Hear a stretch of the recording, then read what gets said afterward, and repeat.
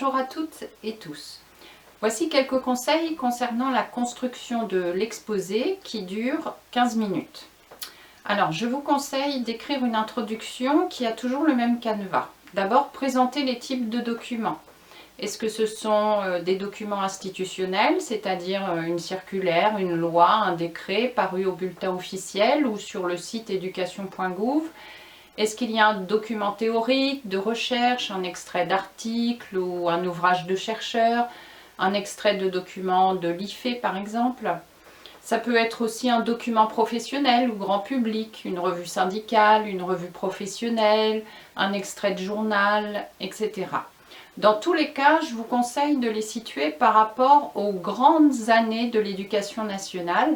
Alors vous avez 1989, la première loi d'orientation, 1995, les programmes de l'école primaire et les premiers programmes de l'école maternelle, 2002, programme de l'école primaire, 2005, loi d'orientation et de programme pour l'avenir de l'école, 2006, le socle commun de connaissances et de compétences, 2007, les programmes de l'école primaire, ils ont duré peu de temps, ils ont été remplacés par d'autres en 2008. 2013, la troisième loi d'orientation et de programmation pour la refondation de l'école de la République. 2015, les programmes de l'école maternelle. 2016, les programmes de l'école élémentaire et du collège, ainsi que le socle commun de connaissances, de compétences et de culture. Une fois que vous avez présenté vos documents, avec une ou deux phrases pour chacun d'entre eux, en intercalant ces grandes années, vous allez exposer donc votre problématique en reformulant les questions qui vous sont posées. À la suite de ça, vous annoncez votre plan.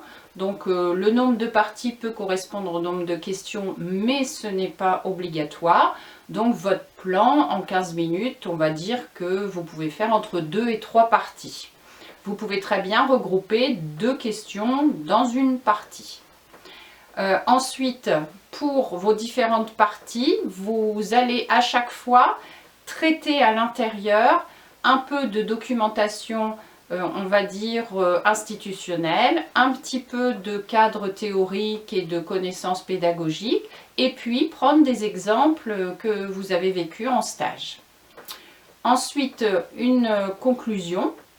Donc dans cette conclusion, vous reprenez les éléments importants de chaque partie. Donc dans une première partie, j'ai abordé telle chose. Dans la seconde partie, j'ai exposé telle chose. Pour conclure, je dirais, et vous synthétisez les apports que vous avez faits de manière à répondre aux questions qui vous étaient posées.